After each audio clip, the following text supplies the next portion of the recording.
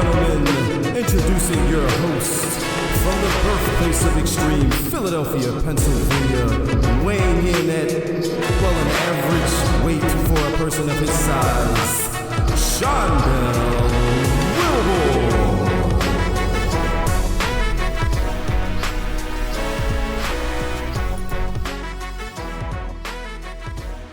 Hey,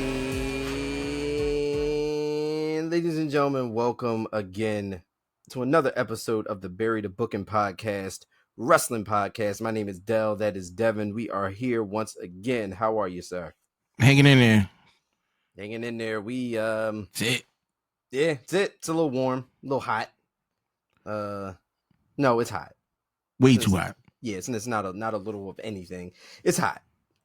It's hot. I am dealing. We're okay, right now. I don't like this time of year at all, under any circumstances. Mm-mm.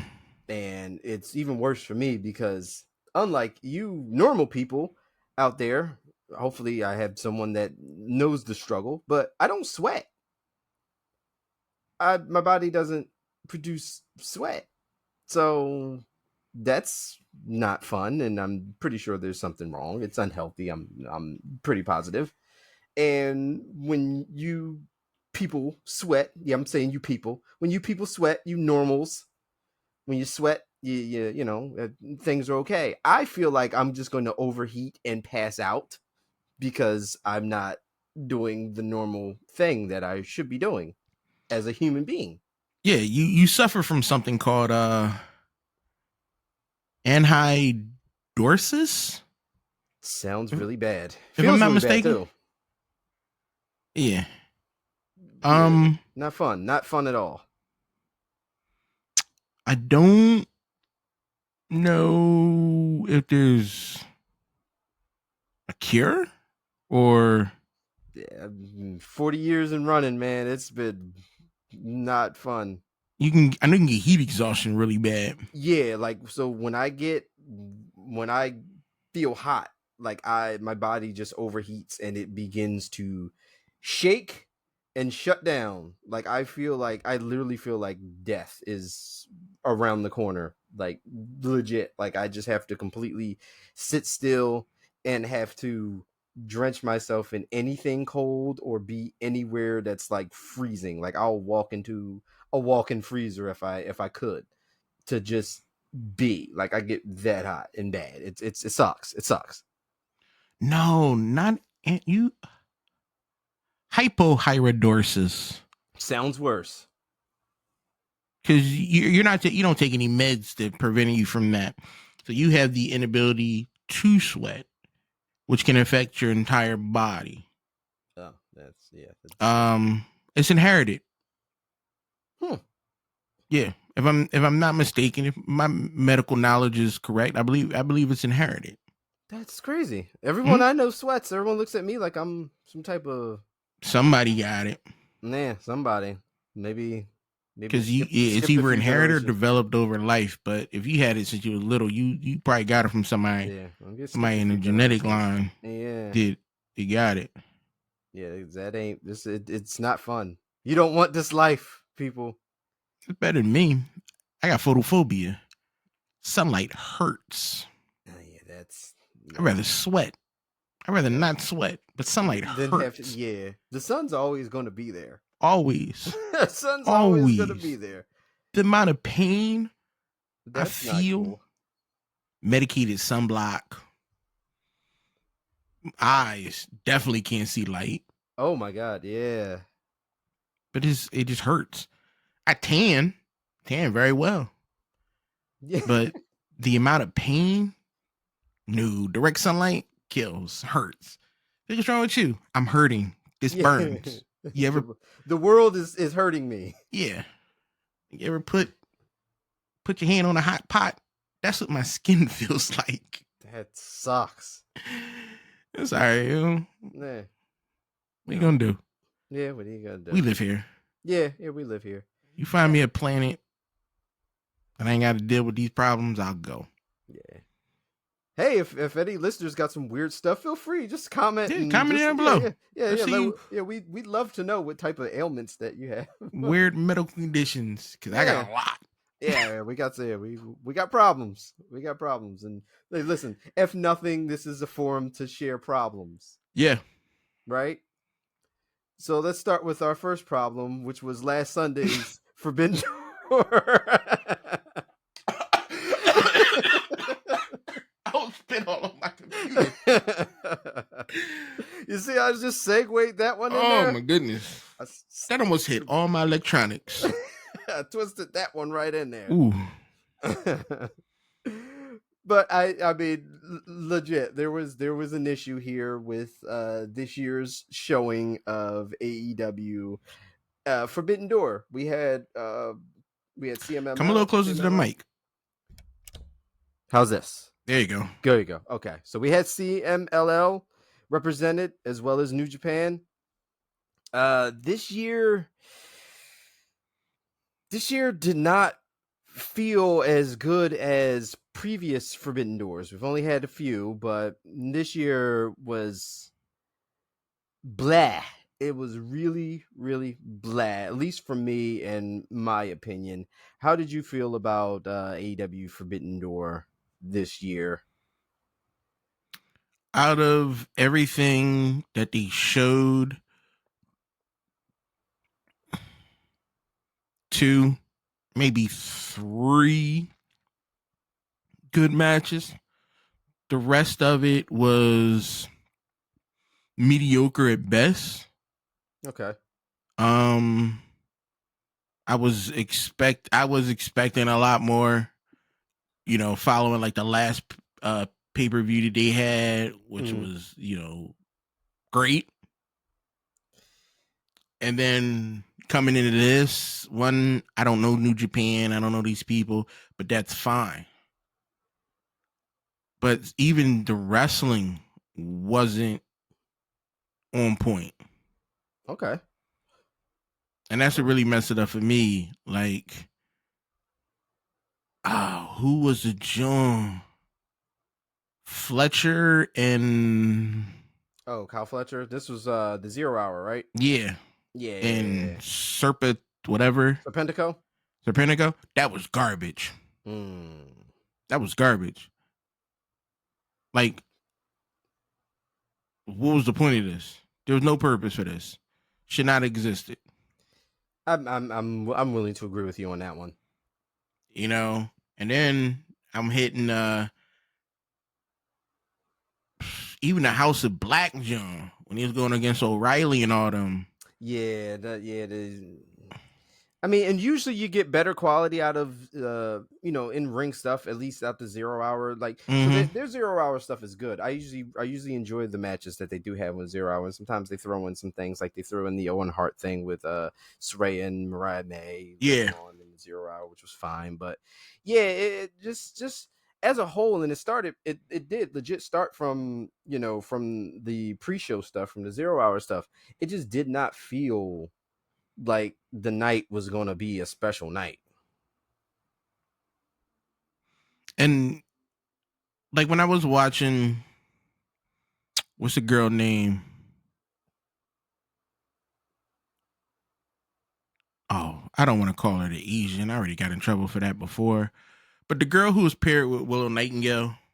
Okay, yes. Going against Statlander and Watanabe. That was Tam. Knock it out. Yeah, okay. That was cool. Okay. I enjoyed that. And then, all of that was off of, playing off of Willow and Chris Statlander and their rivalry and stuff like that, which has been getting some time on TV, which is fine. Yeah, I like Nightingale. She's a great baby face. Mm-hmm. Like, I enjoy the thing that's going on between her and Statlander. Okay. It could be better, of course. Absolutely. But that match was great. That whole thing was decent. I had no problem with that. Okay. All right, fair enough. Did we get into this main main card here. Go for it. So I feel like, although I enjoyed some matches here, didn't have a problem with anything in ring, but I feel like this year with Forbidden Door, and usually, it's held in very high regard. It's stuff you don't normally see. You don't normally see, like we had like Okada and Danielson, or stuff like that, like these matches that you don't really normally see. And I think that the problem now is that we're scraping the bottom, and I don't no disrespect to any of the talent, but we're scraping the bottom of the barrel right now in terms of getting people for Forbidden Door, because over the past year or so, you got to figure a lot of the big gets from previous Forbidden Doors are now contracted to AEW. Like Okada is a part of AEW now. Will Ospreay is a part of AEW now. Like some of these people that that would be like the holy S moments. Those moments they're regulars on TV now. So it's not like you're gonna sell a match where, and it was kind of odd, the main event was Swerve and Will Ospreay, which was fine, but it's not really a Forbidden Door match, is it? Because Will Ospreay's on the roster. Will Ospreay holds one of the titles in AEW, so it's not like he is this, for lack of a better term, like this forbidden object that came over, or something special. He's not a special attraction. He's someone that you will see next week on Dynamite. He's not, and wrestlers like Shingo Takagi and all those guys that are awesome, they have been on AEW before. We have seen them before. So it's not like these are new people that are, jaw dropping, like, oh my God, so I think it definitely suffered from that. And a lot of them, like I said, the mainstream guys have been picked up by AEW. So, Jay White previously at Forbidden Door. Jay White's a part of AEW now. Jay White wasn't even going to get on the freaking card. But people like that are now regulars leaves little room for, I guess, some major stars, because those major stars are stars that left other companies. So the people now nobody's familiar with, because everybody's attracted to these stars that are now part of AEW. But I digress. Exhibit A, MJF versus Hechicero. Now, was this a bad match? No, not at all. Not at all. Not at all. But you didn't care. I didn't. Fair enough. I didn't. Is a main reason you didn't care is because you were unfamiliar with Hechicero? Yeah, I had no clue who the dude was. Okay. I had no clue who he was. So it was just MJF. And you knew there was no way MJF was losing this match anyway. No. So and now MJF is going after Ospreay. Yeah. He's going after Ospreay now. So I guess you don't want him to lose here, but he could have, should have. Like, it wasn't no. I mean, just coming back, he's still the golden boy. They still got some things they need to, he's got a lot of stuff going on. He's in the, one of the main situations, one of the main storylines. So you gotta protect your top, one of your top stars here. And there was no way at all that he was going to lose this match at all. So, I mean, predictable one. And then two, there was not a whole lot of people that were familiar with his opponent. And I think that hurt it. Match was fine. Match was fine. No, I had no issues with it, but it is what it is for that. Yeah. So next up, we had the Acclaimed versus the Acclaimed and Tanahashi, which they called Scissor Ace, which was, whatever, versus Okada and the Young Bucks. Again, Okada, main attraction. Okada, like one of the hugest stars in New Japan in previous years. He's just in a 6-man. Is in a 6-man now and teaming with the Young Bucks, which is fine. I don't mind. Didn't mind the match, but one of those people, Okada, already a part of AEW. Tanahashi would be the get, I think, of all of the people. Jeez, maybe on the card. Mm-hmm. If we're just going for name value and legacy people and not 100% part of AEW, for my money, my opinion, Hiroshi Tanahashi is the top guy you could have gotten for Forbidden Door. Like Tanahashi is, I mean, you can also make that argument for Tetsuya Naito also, who, we'll talk about later on, but those type of names, there's not enough of those anymore to facilitate the magic of a Forbidden Door. How did we like this match? Did we care? Did we not care? With the Elite, I was expecting more of a spectacle. Okay. Something a little more entertaining. Mm-hmm. Something a little bit more less serious. Because once again, when they were doing their thing the last time, it was golden.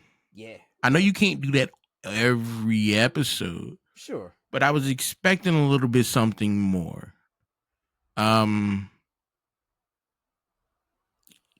You can see that nobody really cares. The crowd wasn't that hype. Yeah. That's another thing that downplays for me. If your crowd ain't into it, how am I sitting in the house? How am I gonna get into it? Yeah, no, that's true. I mean, you got, and I think the crowd would have been way more excited for a singles match between Okada and Tanahashi than they would have been for this 6-man. I would have too. I kind of would have too.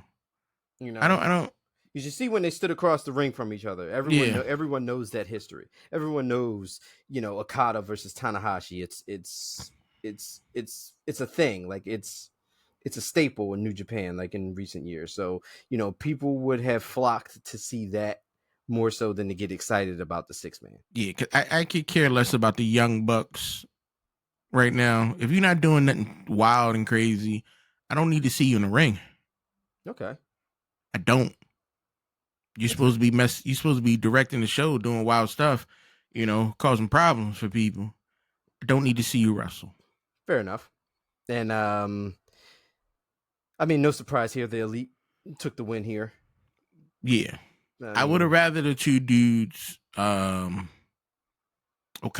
and Tanahashi fight. Had a singles match. Yeah, I would have been more than okay with that, and I think that would have been more well received.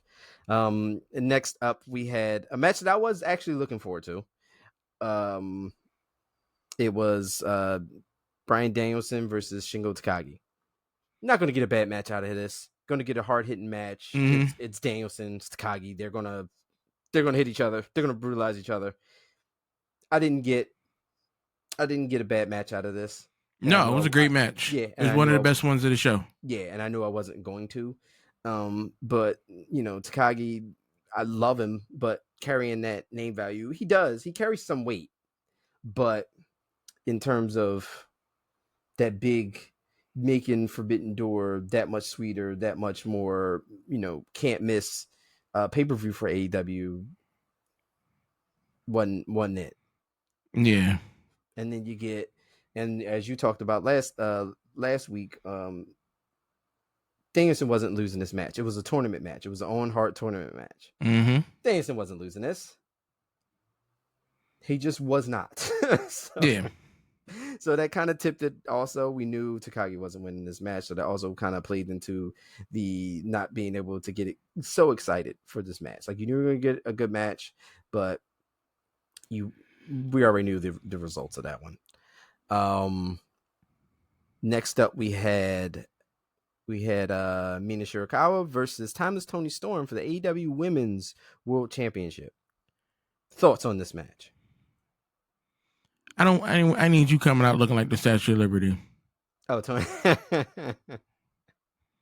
I didn't really know the issue between Shirakawa and May.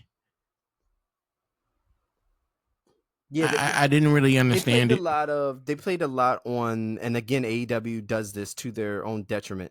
They play a lot on the fact that they assume you should know things.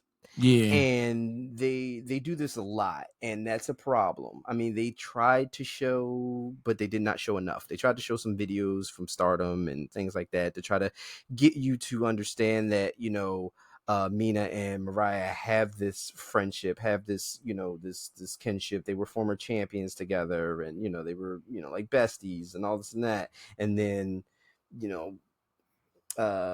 Mariah working under Tony and that relationship, and then Mariah's in the middle of her relationship between Tony and Mina and all this and that. But they assume that you know a lot of things before they present it to you, and that does pose a bit of a problem week after week for AEW. Yeah, there's no like recaps or nothing like that. Like it was just it was a good match. Yeah, I enjoyed the match. I did enjoy the match. Here's the thing about this whole show. I could have not watched it and been okay. Fair. I could have not watched this and waiting the Collision and Dynamite, not miss a beat. Yeah, I mean, and then in the grand scheme of things, there's only a couple matches like this match here, the match with Ospreay and Swerve, and a couple other matches, with Mercedes Moné's match we'll talk about in a little bit. There's only a few matches that we're actually going to get fallout from, because there are only a few matches we're going to have lead to something. Like these other matches, they're not going to lead to anything else. Like, yeah, they were just matches that were had on the card, which would be fine if we had opponents that people wanted to see wrestle other opponents. That's the basis of Forbidden Door. That's, seeing these matches you normally wouldn't see. And then we get those matches. Those matches are awesome. And then we get to go back to the day-to-day for AEW, which is fine, but we didn't get those special moments, which is a problem. Mm-hmm. But Tony Storm retains the championship here, and then everything's well. Everybody, I guess, kissed and made up, because that happened. That was stupid. So I guess because I don't know. Yeah, everybody's fine now. So, Mina's okay with Tony. Tony's okay with Mina. Mariah's okay with both of them, obviously. So, whatever. Next up was, I liked this match and I didn't like this match. This was Zack Sabre Jr. versus Orange Cassidy. I didn't care enough. I didn't. And Zack Sabre Jr. winning was fine, but Zack Sabre Jr. is you're just not gonna see him again.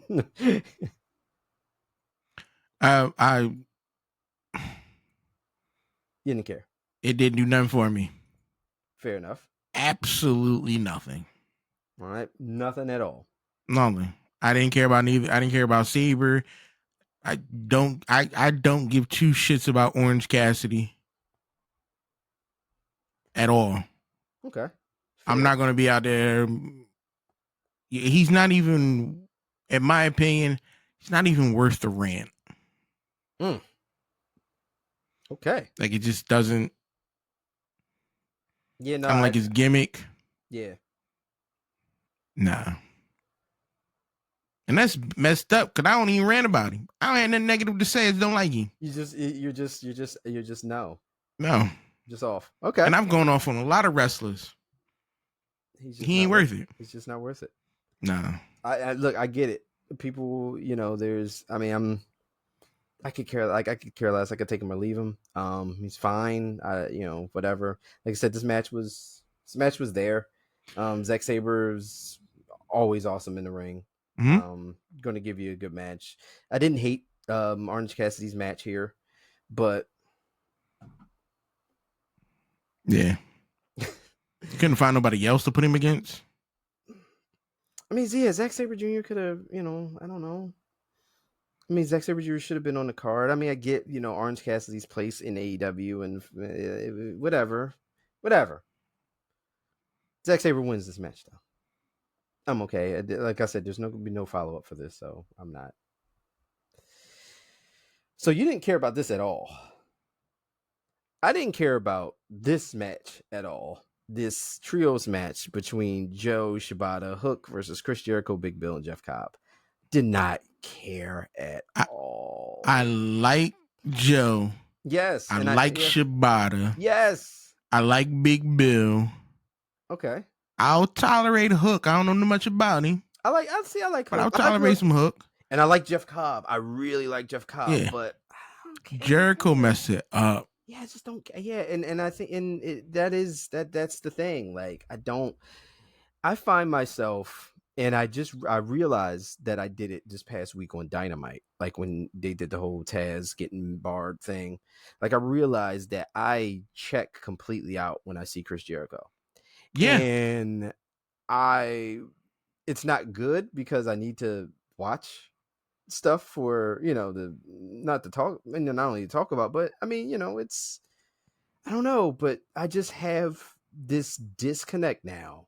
That's why they were chanting, "Please retire." Yeah, like I feel like I have this disconnect with Jericho now. Why couldn't this just be Joe and Cobb? Yes. I didn't need all these other people. That's your Forbidden Door match. That would have been your Forbidden Door match. Samoa Joe versus Jeff Cobb would have been your match. Yes. 1,000 times yes. Yeah. That would have been it. That would have been the one. Everybody think Tony Khan's messing up the company. Jericho's messing up the company. I mean, like he's Khan's annoying. On TV. Yeah. He's annoying. And here's the thing about Jericho. If he didn't wrestle, or if he just was like a sneak attack guy doing dirty stuff behind the scene and just playing that annoyance up and that asshole and things like that, I'm like, you know what? I can get behind that. Yeah, because we're used to that. That's fine. But I don't need to see you. Yeah, he's got to take the wrestling out of it now. Yeah, you're doing too much. Yeah, I need to see you come in, hit somebody with a chair, run. Yeah, do the stuff I hate Chris Jericho for, but just like now, like his matches are hard to watch. They are, and that takes away of the part. And I think you're 100% right. I think I would be able to accept more of Chris Jericho if we just get the in-ring promos, if we get the that stuff. Like Jericho's awesome, and I'll never deny him of that. And he's been awesome in the ring. It's just now it's not. He's holding on. He's trying too hard. It's not that anymore. Yeah, he's trying too hard. Yeah, he's trying to stay relevant. He's trying to show everybody and convince himself that he still got it. Right. Yeah. Chris, man to man, you ain't got it no. Cut it out. Stop it. I feel like that Michael Jordan, the drug. Stop it. Yeah. But Hook, Joe, and Shibata get the win here, which is okay. Like I said, I don't hate anybody on that team. Like I like Hook, I like Shibata, and I like Joe, obviously. But damn it, if you didn't say a world of stuff there where it should have just been Jeff Cobb and Samoa Joe, like the world would have loved that. Yeah, the world would have loved that. Yeah, and like again, the please retire stuff. It's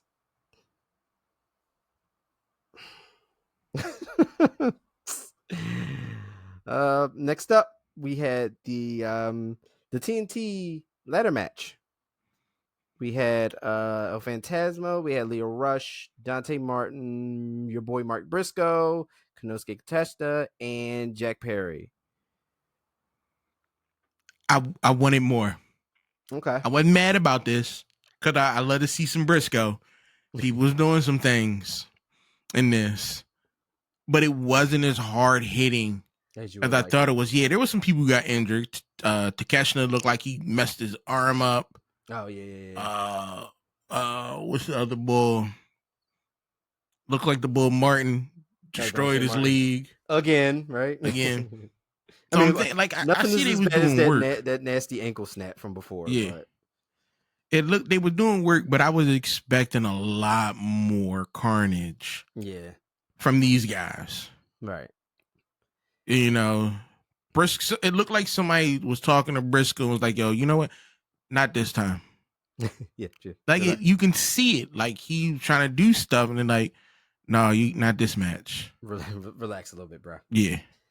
Yeah. This match was okay. What I don't like is, and I've noticed it in multi-man ladder matches. It happens. It's a part of wrestling. I get it. I see it.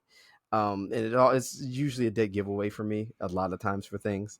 But the lack of seeing Jack Perry in the match, knowing he's going to win the match, it stands out like a sore thumb. It's like, yeah, it was so much of this match that Jack Perry just wasn't involved in, and then he just comes in and wins. Like, but the cameraman called him several times. Yeah, a couple times. But like sitting there. Yeah, as far You're as a bad cameraman. Doing anything, you're No. not doing. Yeah, you're not doing anything. You're not doing a whole lot of nothing. Hell, Drew McIntyre did more in the men's Money in the Bank match than Jack Perry did, and Drew McIntyre didn't do anything. Yeah, he didn't do nothing. We'll talk about that in a little bit, but yeah, like that's the thing. Like the winners, it's not present. Everybody else gets their stuff in, and then you get your winner. And everyone knew miles away that Jack Perry was going to win the TNT championship. Of course. So that obviously took away a lot from it. Also, took away a lot of my give a damn, because I already knew what the result is. There's no way Jack Perry was not winning that championship in that match. I enjoyed the match for what it was, but at the end of it, we get it. Next up was our title for title match, was Mercedes Moné versus Stephanie Vaquer. No. I not seeing a whole lot from Stephanie from CMLL. Like I saw more lately, with just trying to go back and try to get familiar with her prior to this match. So I don't have like a whole big history of watching her. I like her. I enjoy her style. I enjoy some things she did in the ring, some of the submission holds and all that stuff like that. I enjoyed it. However, we knew the match was fine, but I didn't know who these people were. You know who Mercedes Moné was? Y'all keep talking about this woman like she a big deal. Oh, that's right. You missed the whole Sasha Banks WWE stuff. So you yeah. And that's right. She ain't a big deal to me. That's fair. An overpriced wrestler, in my opinion. That's fair. So I'm gonna need to see more. Okay. That'll turn so the WWE this network. match was like, it was like nah for you. Two good match, solid, but I'm like, I don't know these women. Okay, fair enough. Like, y'all not doing nothing crazy. Ain't nobody, Monet came out, she was throwing some hands, which was cool. Like, they were doing things, but I'm like, I still don't know y'all. Right. Okay, that's fair. And that's not on them. Yeah. That's on me. Yeah, Tony Khan could have did more to give me some more information. But also, I could have did my homework and dive into it. Like, Monet's been back for a while. I still don't know nothing about her. I know how much I know how much her contract is worth. But I don't know about her. Yeah. She pretty decent on the mic. Times. From what I've seen, she better than a lot of people in AEW. At times, yeah. At times, she's. I wouldn't say she should be walking around with 2 belts. I wouldn't go that far. I mean, she's got that Disney money, man. She's got that Mandalorian money too. So she was on Mandalorian. Yes. the hell she doing on here for? Oh, Mandalorian trash. So at least she on a better product. Whoa, hey, now, hey. Damn it, what I'm not going to do. No. Yo, I didn't know. Have you slander this damn. But this match, again, with a lot of this stuff, the winner of it is obvious. Mm-hmm. There was no way she was losing this. It was, I mean, you seen Stephanie came out rocking hardware. She was going to drop one of those damn titles. Mm-hmm. Like, Yeah. But we knew when the match was signed that Mercedes Moné was going to get that New Japan Women's Strong Championship. We knew it. It was bound to happen. So there was no, there was no mystery there. There was no, I wonder what's going to happen. I wonder. From top to bottom, it was always going to be that. But the big takeaway from this was the return of Dr. Britt Baker, DMD, to AEW. That was the big takeaway here. So just crapped all over Mercedes getting the double championship. We have the return of the AEW original. Britt Baker returns to AEW. So that was definitely the thing to talk about, the thing to hang your hat on. And they had a hell of a promo exchange on Dynamite on Wednesday. That whole back and forth there, which, dare I say, is what AEW's missing. Like that raw back and forth between two people, like that feels like a big deal to me. Like that feels, I agree. Like I want to see that. Like, Britt returning to face yet another person that came from the outside who just walked in here, got championships, got the spotlight, and Britt being the gatekeeper of AEW once again. Like I want to see that. We don't have enough of those. Why was she was out for an injury? Britt? Yeah. She had several injuries, and then when she said the promo about having those the episodes with the strokes and all that other stuff, that set her back. So yeah, so she's been out for a very, very long time. Just MIA, and nobody knew what was going on. Other than the injuries that we knew about. But after a while, it was like, well, damn, those injuries should have been healed by now. Like, what's really going on? And then when she came out and cut her promo, which it wasn't really a promo. She just kind of elaborated on exactly what was going on. She wasn't a whole in character thing. She just kind of legit caught us up to speed. She need to hang it up. I mean, she's no. Now. After a while, you gotta. It's like your conditions aren't debilitating right now, but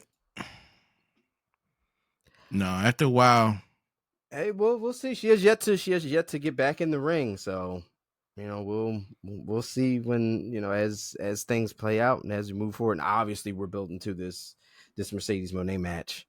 Like I said, which seems like the most interesting thing in AEW right now. Just sheer based off of that. Next up, we had Tetsuya Naito versus Jon Moxley for the IWGP Championship. I wasn't surprised here. I kind of figured that Naito was going to get his championship back.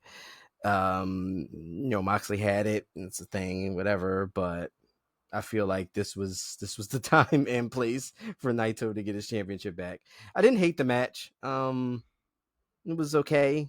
Wasn't yes, it was. It was basic. Yeah, it was okay. It wasn't the best match from either person. But it was okay. Naito got the championship back, which I'm fine with. I kind of would have been upset if Moxley defeated him. Like, I kind of would have been, I don't know, for some reason I wouldn't have felt good about that. So yeah, I was right with the world. New Japan's got Naito back as their champion, so things are good. Things are on the up and up there.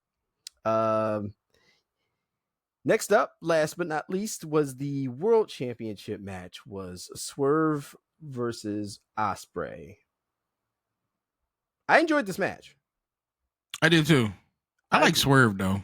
Yeah. Swerve's awesome. Swerve's awesome. And listen, they just went out there and they was just getting it. Like they were just going for it. Like the power There was no reason drivers, for this. the power They were drivers, the just like, hey, stomps on the we need table, yeah. but both guys, like that's how they, they do stuff. They do impressive things, but they do stuff. And you put, both of them in the ring, and they were just going. And I mean, shit, I was entertained by it. Yeah, it felt like they had a conversation in the back. They like, we don't know what Tony Khan doing, but let's just put on a good show. We're going to do it. And they did it. Yeah. They did it.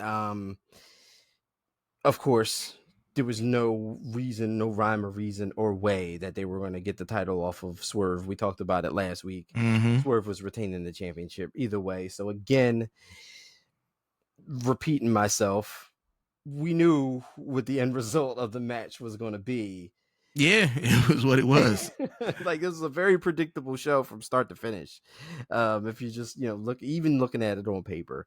But it was a good match. It was a very good match. And, obviously there's things going on with Ospreay and MJF and that whole stuff happening from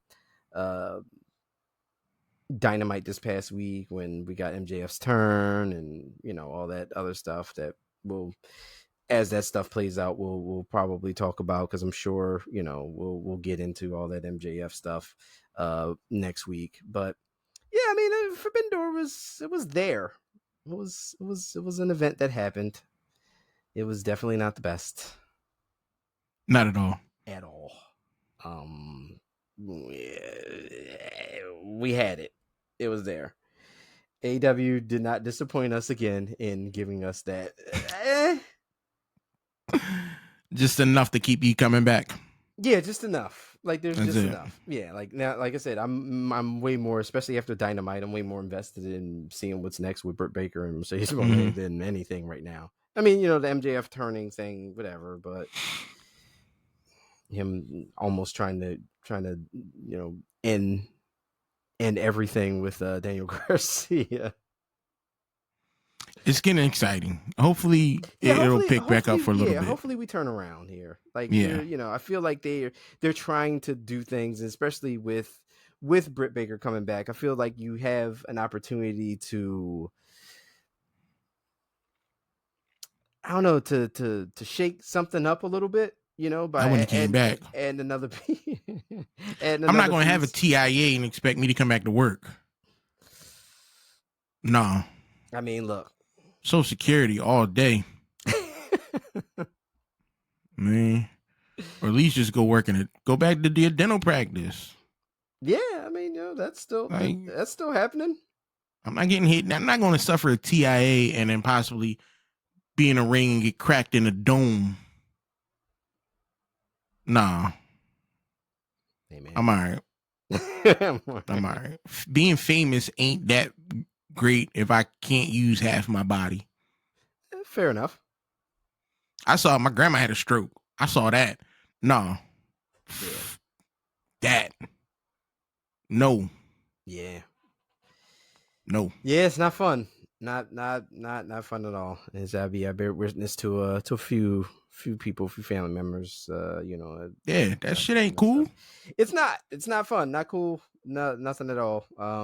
Medically cleared. You got the wrong doctor. Cause I'd have been like, no, sit your ass down. Which brings us all the way to last night.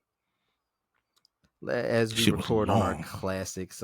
Yeah, it was. I mean, for a short, like the card was short, but the event was, with all the festivities and post shows and all that stuff like that. I was tired. I went right to bed. Yeah, this was back to nighttime. Ooh. Which is your kryptonite. Nighttime events are Devin's kryptonite. Does not play well with the 7 p.m. start times or 8 p.m. start times. Yo, I ain't wake up till like 8:30. That's crazy. I'm usually up at like 5, 6. Yeah. It's like, damn. No. Yeah, he has the sleep pattern of a 82-year-old man. Yeah. So I be tired. I'm like, damn, y'all got 2 more matches. I cut all this filler out. Like when I saw John Cena, I got angry. Like what? And then when he talking, we'll get to it. Yeah, oh yeah, we'll definitely get to it. Let's jump into it. Let's jump into WWE Money in the Bank, which is why we're all here, right? We spent some time on AEW. We got there because it happened. But let me be honest. This wasn't that great either.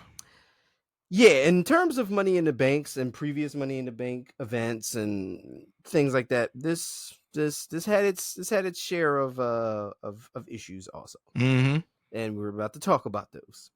Let's talk about it, jumping right into the men's Money in the Bank ladder match, which is what we kicked off with. We had our participants. We had Jey Uso. We had Chad Gable. We had Andrade. We had who else? LA Knight. LA Knight. Oh, and God, Drew. Man. Carmelo. Yeah, Carmelo Hayes. There you go. I was trying to remember Carmelo Hayes and Drew McIntyre. We talked about Drew McIntyre not winning the Money in the Bank. We thought the CM Punk thing was happening in the Money in the Bank match. Mm-hmm. However, it didn't. And when it didn't, so I mean, the match was whatever. First, can I say one thing about this? Absolutely. Can we clap it up for Chad Gable in this joint? Chad Gable was awesome in this match. Like really, Chad Gable out of every single one of them. Chad Gable was freaking awesome in this match. Yeah, Chad was the man. And while it was going on, I'm like, yo, are they gonna give it to Chad? He was doing like my whole attitude shifted. He was doing too much in the match. He wasn't gonna get it. But Chad did work, yo. He did, yeah. Oh my goodness. Yeah, he was doing too much, and then we didn't see a whole lot of Drew McIntyre, which I'm like, where's Drew? Then I'm like, because Drew laying out in the ring. Yeah, I'm like, we're doing this. Mm-hmm. Just like what I talked about with Jack Perry winning the match. It's kind of a thing. Like if you don't see him, they're probably winning. And that happened here, but yes, no, he was awesome. There was a couple of like Andrade was good in here too. Andrade took some nasty bumps. Gave that crazy what was it, the reverse Spanish fly on Carmelo Hayes. Yeah, that was good too. He needed that. Carmelo needed that. Yeah, Carmelo needed that. I'm sick of him already. I'm so sick of his ass. And I know they need somebody arrogant. I get it. Yeah, but he needed that. I was hoping he got Claymore too. Yeah. I like just keep punching him in the face.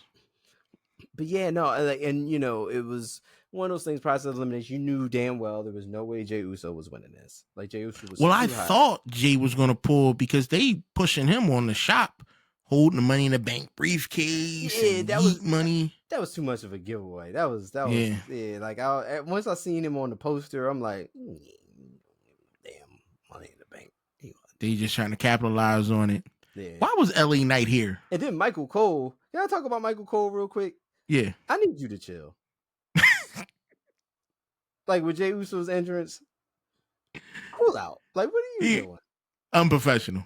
What are you doing? Like, it's like I guess he's giving us Pat McAfee energy because Pat's not there right now. Like, where's Pat?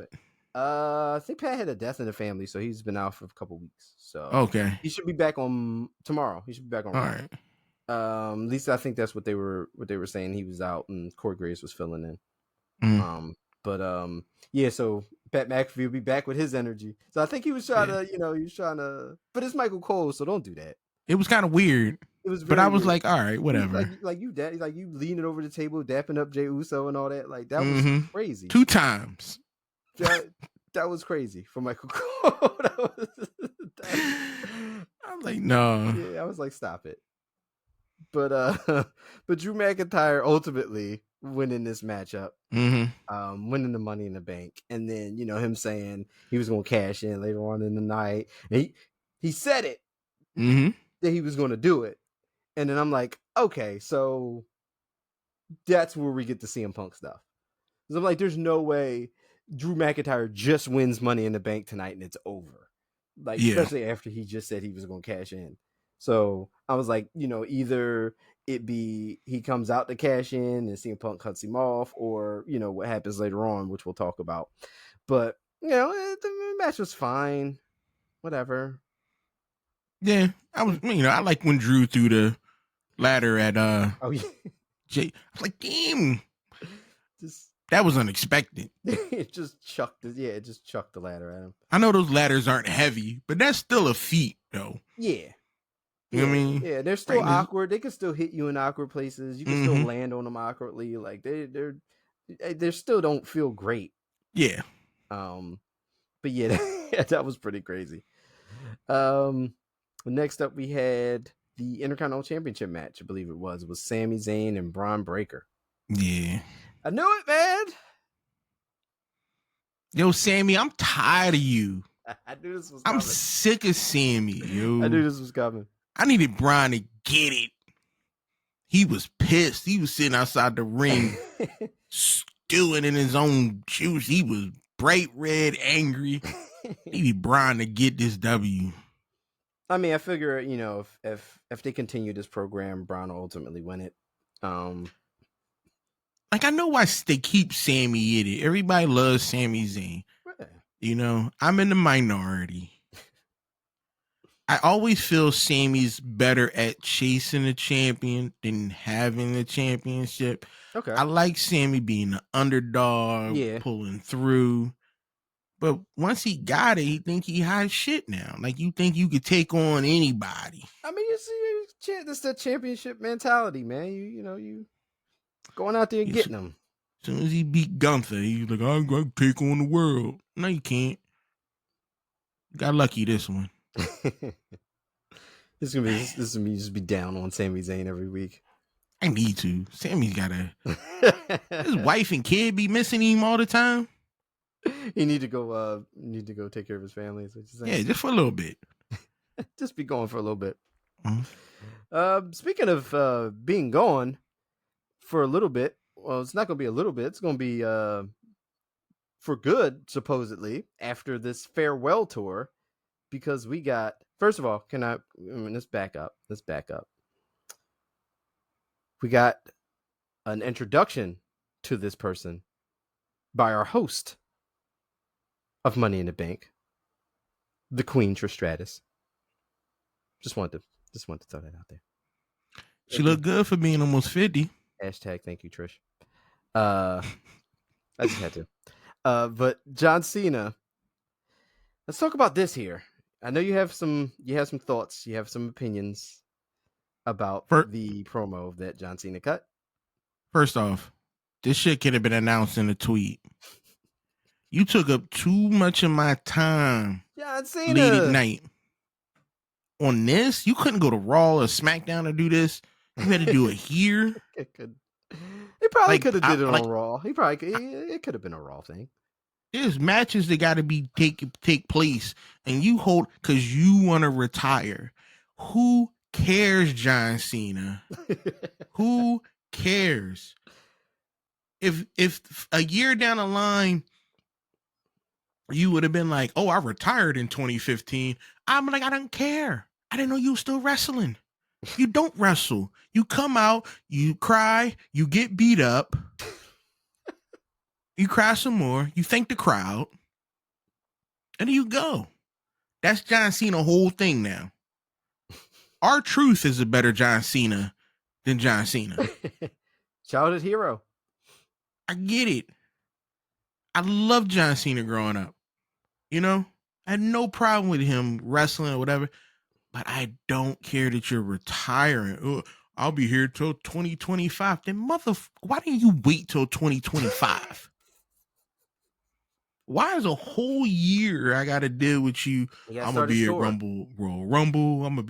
How are you announcing that you're going to be at Royal Rumble? The whole point is for you to just show up as a surprise. If he would have just showed up at WrestleMania, the Royal Rumble, I'm like, yo, John Cena, cool. Now I know. Now when you show up, I'm not going to care even more. He ain't going, he's trying to prepare you. I don't need prepare. I'm a grown man. He's trying to prepare you for the end. We not family? The last time is now. He's trying to prepare, trying to get yourself together. All right, Nothing to get together. Get yourself together. John Cena, take a if look. you seeing this and you want to come on this show and you want to explain yourself why I should care that you retire, please come on. We can have a conversation, and I'll trash you then, and I'll trash you now. It's like, no, I still love you, John Cena. You're the greatest wrestler of all times. Still the greatest. I just get on those rants and just you just lose yourself. You just black out, and sometimes it just happens. Stuff just happens. You start seeing the little dots. Stuff you just start going. Yeah, but I didn't need this though. I mean, it could have been something on Raw. I mean, I agree, but I mean, I get we're making an announcement here. John Cena is arguably the greatest of all time. That's what they tell us. SummerSlam. Could have been a SummerSlam thing. Yes, it could have been a SummerSlam thing. It could have been bigger venue. It could have been this. It could have been a SummerSlam thing. I agree. Yeah. I agree. Maybe he's not available for SummerSlam. What are you doing? I don't know. Something John Cena stuff. He ain't got no job. No, maybe he's doing John Cena stuff. He ain't making no movies. No, maybe he's got that. Oh, Peacemaker's done, right? Yeah, I would assume so. Maybe he's got a Peacemaker conference. I don't know. He ain't got nothing to do. Maybe he's got to meet with James Gunn about something on the day of SummerSlam. No. Yeah. Push that away. Yeah, get rid of You can reschedule that. Yeah. Forget all about that. But no, I mean, so we got the farewell tour. John Cena saying, this is going to be his last Royal Rumble, his last Elimination Chamber, his last WrestleMania, all that stuff like that. But he's going to be around. He's just we're slowly closing the door on the John Cena era of his career. So there's that. I'll never see you officially again. That's it. Yeah, you see the little clever door on the back after this. You can't see me with the door being closed. Wow. That's gonna... I don't like how positive he is. Just at all, just in general. No. So positive. Always helping people. Hey, look, man. John Cena, let me borrow $100. I'll put that in a tweet. I was about to say tweet him. Yeah, borrow $100. He follows me. Hey, tweet him. I think let me double check. Make sure John Cena still follow me on X. Make sure it's not Ron Bina. Oh yeah.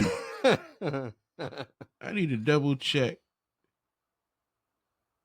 What the heck is Grok? I don't know. They didn't change X up so much. Yes, look. I'm not a fan of. I don't know how it works anymore. Yeah. Yeah. Oh, let's put it on the camera. I'll get it on there. Yes, sir. John Cena follows me. Look at that. I don't know why. Oh, he thinks you're a very interesting guy. Yeah. As all of us do.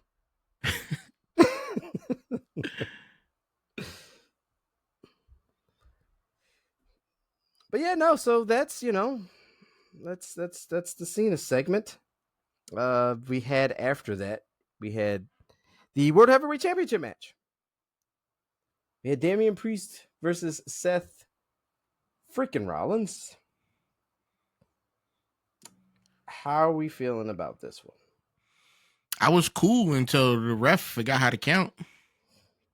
I don't know what happened there. It could have been a number of things.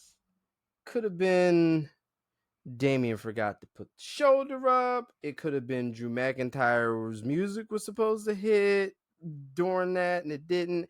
I don't know what it was, but that was a very, very, very obvious botch there for whatever angle it came from. Like I said, I'm not in the know. I don't know where it was that went wrong, but it went wrong. Well, Triple H talked about it. I didn't read it because I was like, I don't care. Yeah, I haven't seen he talked about it. Yeah, I haven't seen the presser yet. But I'm not going to read about it. I'm just keep making stuff up in my head and speculating because that's how I work. It should go to Seth. It really should. They should run it back. Just They should run it back. I mean, because first I like Damian Priest.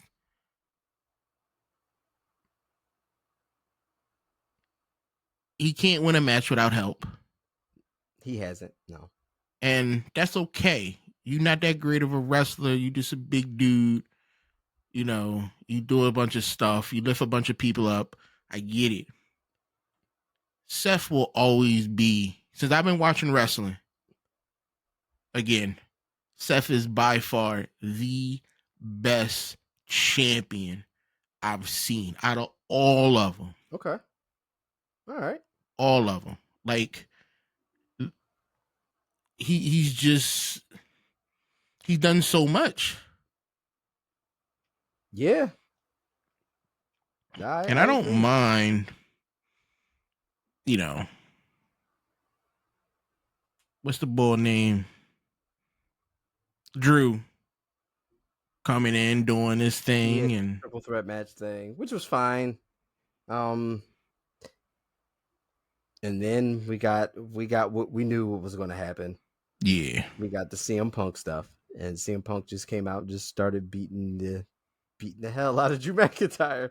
Just went in, just went completely in on Drew McIntyre.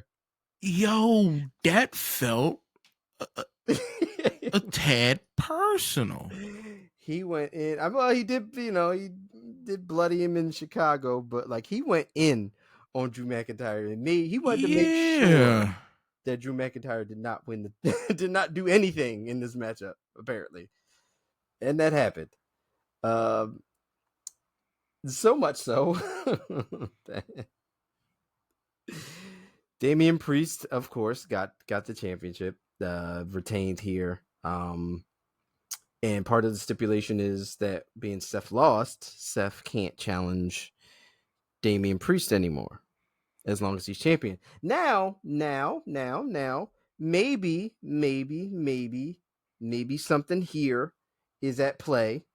Maybe the fact that it was a triple threat match. Maybe Seth Rollins wasn't a part of the decision. Maybe the whole CM Punk thing. Who knows what's going to happen with this story? Because, you know, Seth's blaming CM Punk and all this and that. Who knows what goes on in terms of that stipulation, whether that stipulation stands, whether it doesn't. Well, maybe even we rope in this whole botch thing as a whole, you know, as Seth Rollins. Maybe he did win the match. Maybe he should have won the match. Maybe he should have won. He did win. Who knows where this thing's going? Maybe they add, you know, maybe they add that part of it in. Maybe it is a part of it. Who knows at this point? You know, maybe there's too smart for us right now. Maybe they add that part of it. I would definitely, if I was Levesque. Is that how you pronounce his last name? Mm-hmm. I pronounced it right? Mm-hmm. Wow. Good for me. Yeah. I'm impressed. Yeah, I am too. I would cut a promo when I'm walking back there and walk into the Judgment Rooms, clubhouse, grab the belt, don't say nothing to nobody. Walk over to Seth, here you go. And just don't explain nothing to nobody. Leave everybody baffled. Sounds like some dying age WCW stuff right there. So they were just doing stuff, and you're like, "What happened?" Like exactly, and just leave it. Just weird stuff happened, like for no reason. And then what you also don't do, you don't change the plates. You keep them saying Priest. That's it, and just have it that way. And then you got a whole thing of Priest trying to figure out what's going on, trying to get his belt back, get a nice little beef between Judgment Day and Seth. Yeah. I'm interested to see what they do with this. You know, how Seth Rollins plays in all this, and they're good at cleaning stuff up. Yeah. You know, well, you know, what's up? Something. Maybe it was a plan all along. We don't know. Because the WWE, they got that behind the scenes coming out on YouTube. Yeah, they do. Yeah, they got all that where they explain what happened, and The Rock takes credit. Well, I decided that I wanted to be with the. No, you liar. No, you had no say in what you wanted to do. Something the fans hated you, and Triple H stepped in. You're not taking credit for that. I saw that he tried to take credit for it, like it was his decision. I'm a bigger person. I'm the man. I listen to the fans. If you listen to the fans, we wouldn't have did this in the first place. We wouldn't have had this. Cody would have just been wrestling Roman at WrestleMania without none of this. Exactly. You did this. You messed this up, tried to fix it. How about you go out there, you fix Jumanji? How about you fix Fast and the Furious? How about you fix G.I. Joe? How about you fix Rampage? Joe. Yes, fix G.I. Joe. Like, you want to fix something, fix those. Now let me stop real quick. This MF right now is about to destroy Christmas. Did you see the trailer to that movie? No. Yeah. Uh-oh. What happened? Somebody kidnapped Santa or something like that, and The Rock is in it trying to save Santa or something. Is this serious? Is this for real? This a real movie. Oh, it's a real movie. When you get a chance, you Google it. I swear to God, he has destroyed. Christmas is over. I don't even celebrate it. Oh, wow. But now you're the Christmas killer. Dang. I'm done. He went from movie franchises to holidays. Yes. Uh-oh. Going after staple religious practices now. Like, Jesus Christ. Like, what are you doing, Dwayne? Not The Rock, because I don't have no problem with The Rock. It's Dwayne. We deal with the movies. It's Dwayne. Rock's okay. Rock's okay. Dwayne's the problem. Got it. Fair enough. I can deal with The Rock all day, every day. Fair enough. But Dwayne Johnson, me and you, I see you on the street, we gonna clap hands. Me and you, one-on-one. I might lose, but I'm a show out. We'll show out. Yeah. Well, speaking of showing out, we had the women's Money in the Bank ladder match. Better than the men's. It was better than the men's. It definitely was better than the men's ladder match. We had Io Sky, we had Zoe Stark, we had Lyra Valkyria, we had Chelsea Green, Naomi, and Tiffany Stratton. Why didn't Jimmy stop her from coming out looking like the female gremlin from the Gremlins? With all the green? All the green. Why don't you say something to her? I mean, that's her green's her thing. Not looking like that. Not looking like that. Yeah, you weren't a fan of. I wasn't feeling this one. Wasn't a fan of the attire. The Money in the Bank attire. No, and I like Naomi. I love best intro music. In my opinion, that's my style of sound. Yeah. I wasn't feeling this one. Like, no, she messed this outfit up. She messed this one up. How was her performance in Money in the Bank? Great. I had no problem with it. Yeah, that DDT, that split DDT thing, that was crazy. That was awesome. Yeah, no problem. And then they talking about Zoe Stark looking like Ventura from Predator with that face paint on. Yeah. And then I was like, damn, I can't even say the line. Because that'll straight get me canceled. Don't do it. Bunch of slack jawed. Don't do it.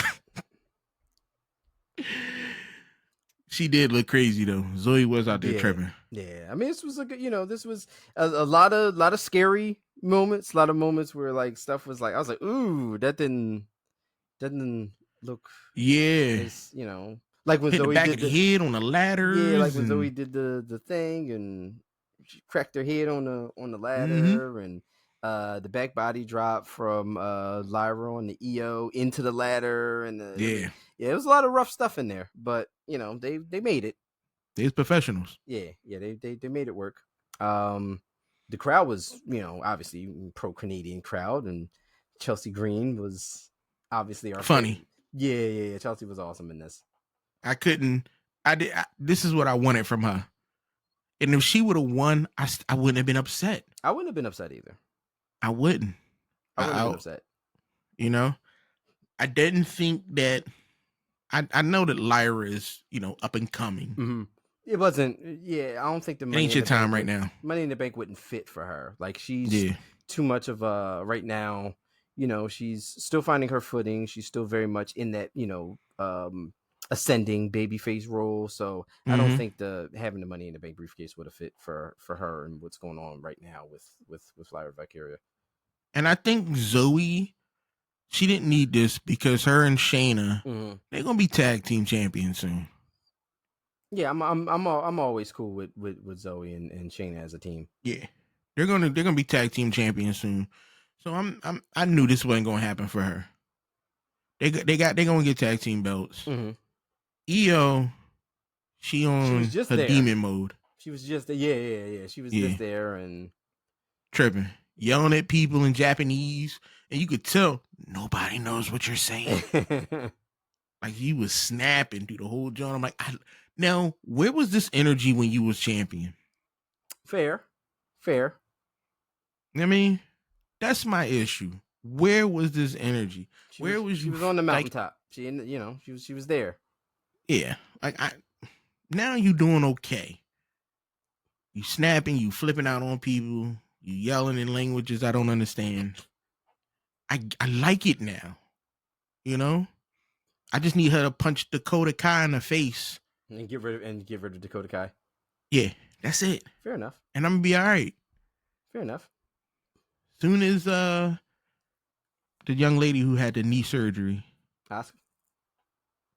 Huh? Asuka. As soon as she get back, everything gonna change. As soon as she get back, I guarantee Dakota's out, and Dakota gonna try to run to Bailey, and then Bailey should super kick her. So, all in all, here, I think we did agree about our winner in the match. Yeah, we did. Ultimately, which turned out to be surprise. It's Tiffy time. Thoughts on the winner? I mean, we did think this would happen. She gonna backstab. She gonna try to go for it. Nia Jax. I don't know. Maybe she steals the title from Nia Jax before Nia Jax gets a chance to win it. Like maybe she interjects herself in the match at SummerSlam. And see, they can't do the same thing that Drew and them are doing. Threat. Right. I mean, maybe she, maybe she adds a triple threat, but they're both incapacitated. She just slides in and takes it. Or she does something if Nia does win the championship where she cashes in on Nia. Something. I'm trying to think. What other belt could she go for? I mean, she could go for the women's world championship. Liv Morgan's her only other option. I mean, you're not going. The Liv thing is too hot right now. Yeah, Tiffany's not going to NXT to get the. She's not doing that. Yeah. So and then she's involved right now with Nia Jax. So the obvious story here is something involving the world championship. Well, either roundabout right now with Nia Jax chasing it, or whatever. So. But I don't know. Yeah, we'll see. Yeah, we'll see. Which brings us to our main event: 6-man Bloodline versus Randy, Kevin, and Cody. Did not care. Not at all. No. I just wanted to see Fatu. Jacob Fatu? Yeah, listen. That was the whole thing. I've seen Cody. I've seen Krillin get beat up a lot. I've seen Orton. That's the Kevin Owens, the Dragon Ball Z. Yeah, he's Krillin of WWE. Yeah. Like, for those of you keeping score, I've seen all the Tonga brothers. Yeah, Tonga Loa. And I've seen Solo. I just wanted to see what Fatu was going to do. And here's the thing. I wasn't impressed. He didn't. So this match is not. They didn't. It's a 6-man. What are you really going to get out of him in the 6-man where you got somebody like you got the world champion in Cody Rhodes, you got Randy Orton, you got Kevin Owens, who's got a ton of fire right now behind him with everything going on, and who's in Canada. And you're still trying to sell Solo as the tribal chief. You're trying to do all this. So there was so much at play. You weren't going to be able to get everything that you we're going to get or that you can get out of Jacob Fatu in a match like this. Yeah, and I thought about that too, because I've looked up some old work. I was excited what I saw about the old work. Mm-hmm.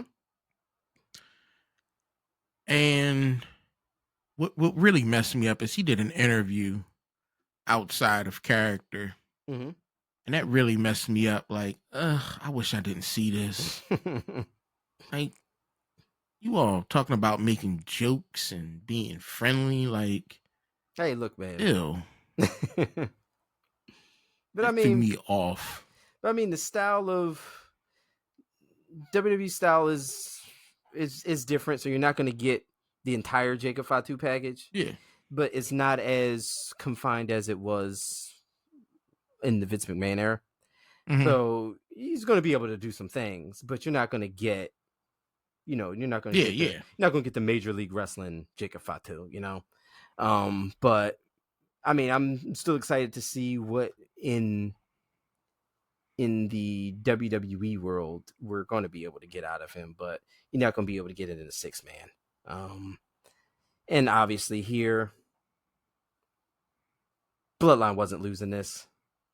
You gotta establish them. You're still establishing them. You got Solo beating Cody. That sets up, I'm sure, something for SummerSlam. And with all that, maybe we get the return of Roman at SummerSlam also. But clearly, this was not Cody and company's match to win. No. And I'm not. One thing I'm not liking is Orton losing this much. I'm not comfortable with this. I know what they trying to do, but he been taking a lot of L's. Fair, yeah. Like Owens, I expect it. I don't expect Owens to win it ever. It's what he does. And your champion get beat down all the time. Like, why is your champion getting his ass beat like this? Hey, man. Come on. You ain't see Roman getting beat like this. Gotta establish that bloodline. Gotta establish the threat. You could have took Cody out a different way and still kept some type of face instead of him taking an ass whooping in front of all those people. I mean, it's we gotta sell Solo as a threat. Solo's got a pinfall victory over Cody, puts the doubt in everybody. But we all know where this is going. But yeah, again, we knew the bloodline was not losing this one. So we'll have to figure out where they go from here. Like I said, I'm pretty sure we're leading up to something with SummerSlam. In that regard, we'll find out what's going on with the whole CM Punk, Seth Rollins, Drew McIntyre situation. And we'll find out what new ways AEW get to let us down. As we show you on the next episode of the Buried in Brooklyn podcast. This is going to wrap it up for us for now. Thank you for joining us. Thank you for listening and watching. Please like, share, follow, subscribe, do all the YouTubies, all of the Spotify's, iHeartRadios, wherever you'd like to consume us. And we'll see you guys next time. Thanks.